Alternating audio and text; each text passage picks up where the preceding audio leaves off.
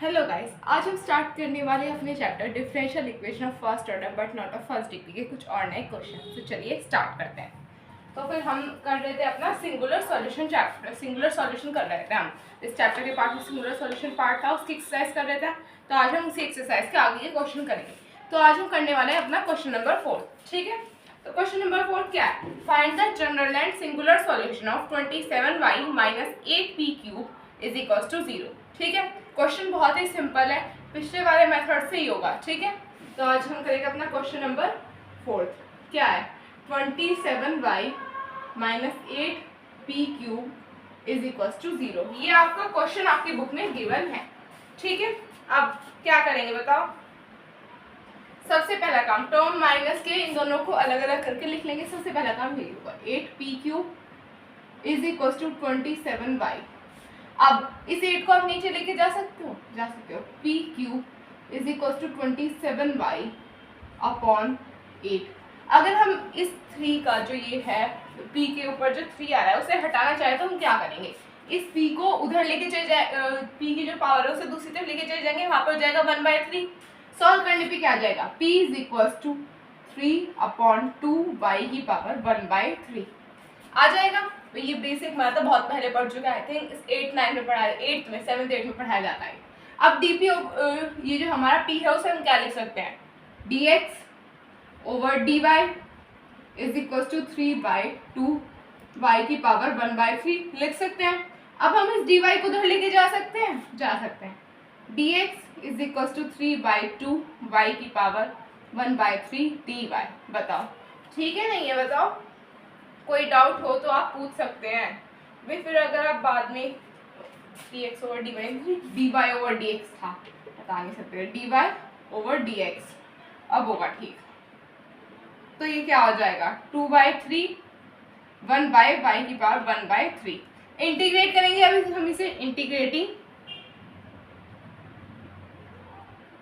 Integrating both side.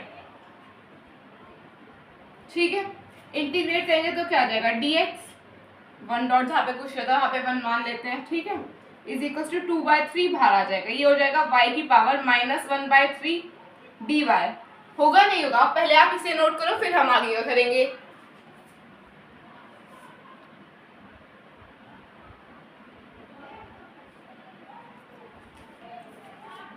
Done done.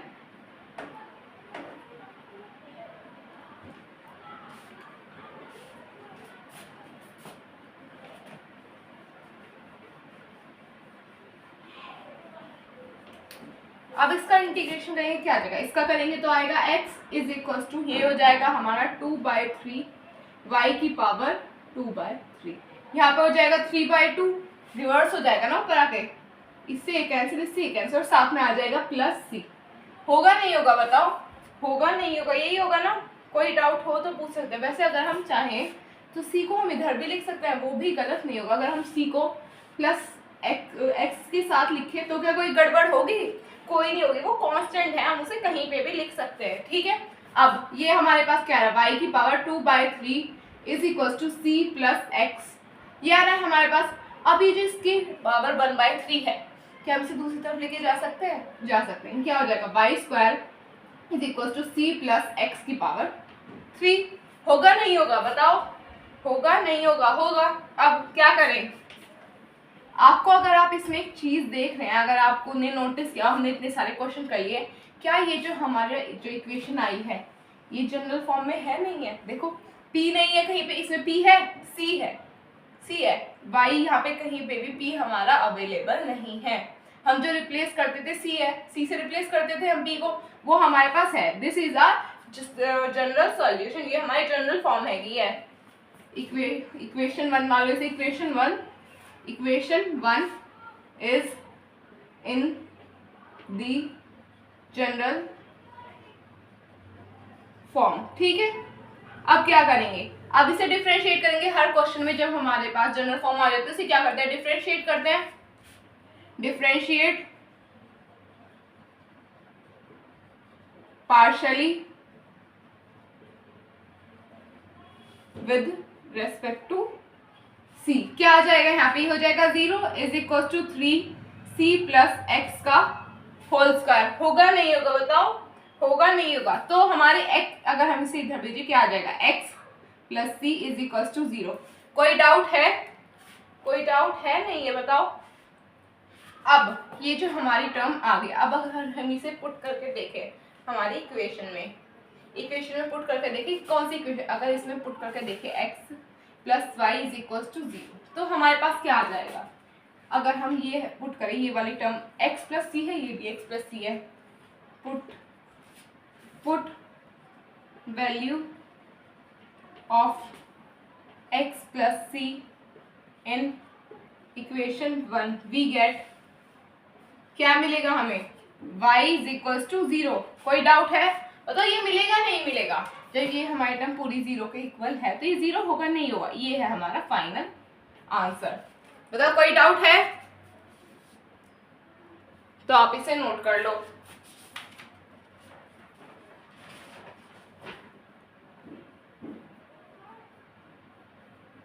Done, done.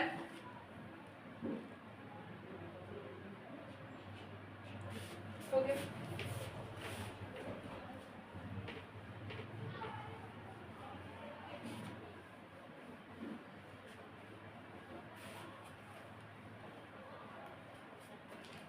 अगर मैं सारे क्वेश्चन देखूँ, सारे क्वेश्चन में करना वही काम है, जनरल सॉल्यूशन और सिंगुलर सॉल्यूशन फाइंड करना है नहीं। अब अगर आप देखो थोड़ा बहुत ही पैटर्न बदलता है, बट एट दी एंड जाके आपको डिफ्रेंशिएट करना होता है इक्वेशन को, जो है जनरल सॉल्यूशन में चेंज करना है। मोस्टली हम वही स्टेप कर रहे हैं रिपीटेडली क्वेश्चन में, है या नहीं है। तब हम करेंगे अपना क्वेश्चन नंबर 5, ठीक है। क्वेश्चन नंबर 5 में भी वही होगा, इसमें भी हमें हमारा जनरल सॉल्यूशन और सिंगुलर सॉल्यूशन फाइंड करना है नहीं है।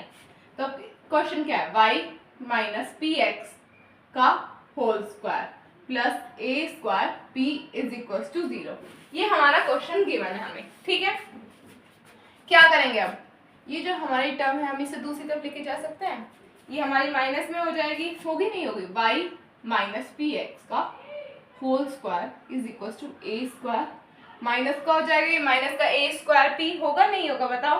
अब आगे क्या करेंगे, ये जो हमारा स्क्वायर है हम इसे उधर लेके जा सकते हैं, क्या हो जाएगा, y minus p x is equal two plus minus a p की पावर 1/2, होगा नहीं होगा, होगा नहीं होगा बताओ। अब ये जो हमारा पी एक्स है हम इसे उधर लेके जा सकते हैं, इक्वेशन जो है हमारी y की इक्वेशन y के इक्वल आ जाएगी, y is equal to p x plus minus a p की पावर 1/2, हमारे पास ये आ रहा है। अब हम इस इक्वेशन को हमारी जनरल फॉर्म में कन्वर्ट कर सकते हैं, बताओ कर सकते हैं नहीं कर सकते। ये हमारा जनरल सॉल्यूशन क्या होगा, general solution y is equal to c x plus minus 1/2 का मतलब क्या होता है पावर में, इट मीन्स अंडर रूट, होगा नहीं होगा। ये हमारा जनरल सॉल्यूशन आ चुका है। ये लाइन कहाँ जा रही है, ऐसा लग रहा है हवा में उड़ गई। ये हमारा हो गया जनरल सॉल्यूशन, ठीक है, ये हमारा जनरल सॉल्यूशन है इसका। कोई डाउट है। अब जब हम इसे सॉल्व करने चलें तो क्या होगा बताओ, अगर हम इसे सॉल्व करें हम इसे दोबारा इसी फॉर्म में लिख सकते हैं, बताओ लिख सकते हैं नहीं लिख सकते हैं, हम अपनी इसे पुराना इसी फॉर्म में लिख सकते हैं। अगर हम रिपीट करें दोबारा से, बस जहाँ पे पी है वहाँ पे सी लिखना है। हर क्वेश्चन में यही तो करते हैं जनरल सॉल्यूशन फाइंड करने के बाद, क्यों डिफरेंशिएट करना पड़ेगा हमें आगे। तो इसे लिख लेंगे y माइनस सी एक्स का whole square plus a square c is equal to 0, ये है हमारी इक्वेशन नंबर 1, ठीक है। या तो इसे मान लो इक्वेशन नंबर 1, या एक स्टेप सॉल्व करके मान लो, वो आपकी मर्जी है। इसे खोल लो, a square plus b square minus 2cx y plus a square c is equal to 0, ये है हमारे पास, है नहीं ये बताओ। अब क्या करेंगे, हर क्वेश्चन में सेम ही स्टेप फॉलो हो रहा है। अब इसे क्या करेंगे, differentiate partially with respect to c, करेंगे नहीं करेंगे, अभी आप पहले से नोट कर लो, फिर हम आगे का स्टेप करेंगे।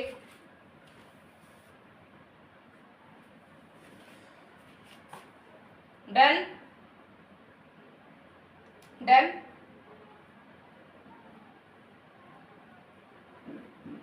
हुआ नहीं हुआ?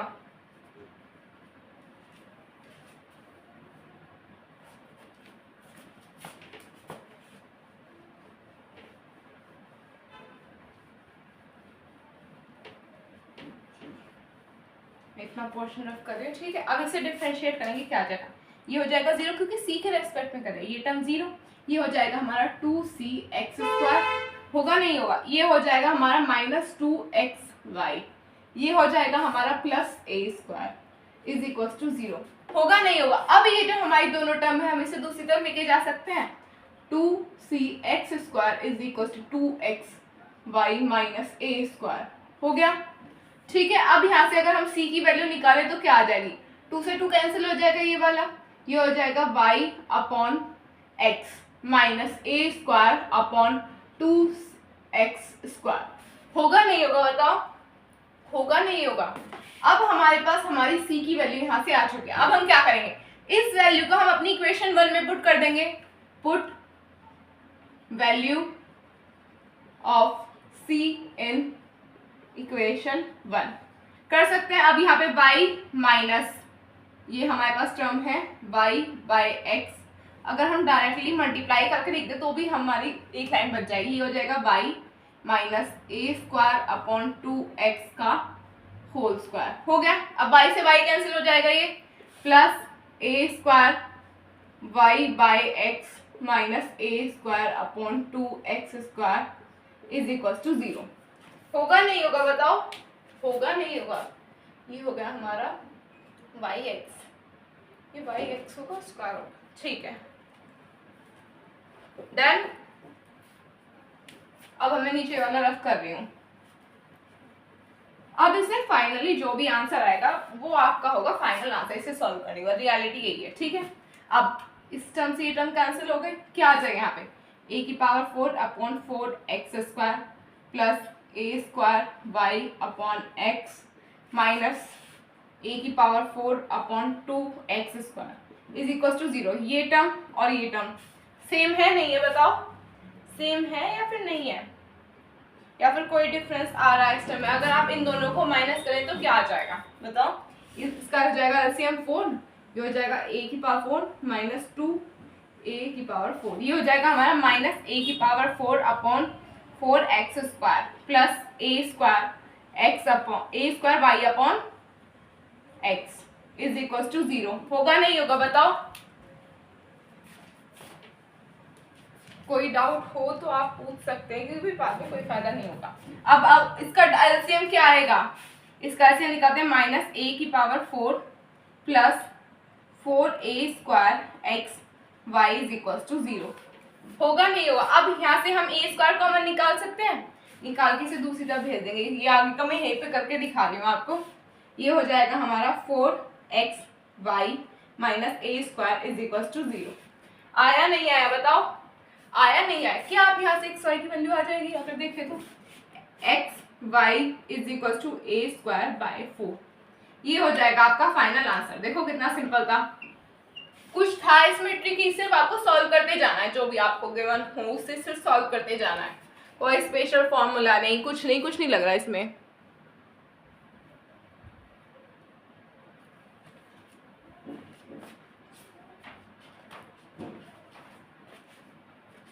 डन,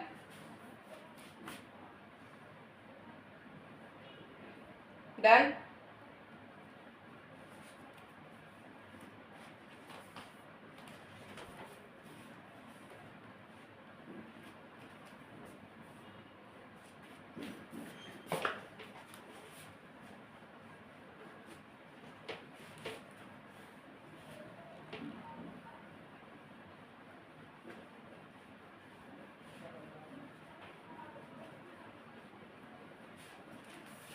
तो आगे का जो क्वेश्चन है, आगे का क्वेश्चन बिल्कुल सेम है, वो आपका होगा होमवर्क। सारे क्वेश्चन मैं कराऊंगी, आप क्या करोगे, कुछ आपको भी प्रैक्टिस के करने हैं। अगर आपसे नहीं हुआ तो वो बता देना, मैं करा दूंगी, आप कमेंट कर देना, मैं आपको उसका आंसर मैं यहाँ पे करा दूंगी। पर अगर हो जाता है तो बहुत अच्छा है, क्योंकि भाई क्वेश्चन बिल्कुल भी हार्ड नहीं है, बिल्कुल सेम मेथड फॉलो होगा जैसे कि हमने इस क्वेश्चन में किया है, ठीक है। कोई डाउट, कोई डाउट हो तो आप कमेंट कर सकते हैं। वैसे आज के इतना ही, क्योंकि भाई मौसम ठीक नहीं, लाइट नहीं आ रही है, दिक्कत है आज, बस कर ही दी वीडियो शूट। तो बस आज के इतना ही। अगर कोई डाउट हो तो कमेंट कीजिए। आपको मेरी वीडियो पसंद आए तो चैनल को सब्सक्राइब कीजिए, वीडियो को लाइक कीजिए, अपने फ्रेंड्स से शेयर कीजिए। तब तक के लिए बाय बाय।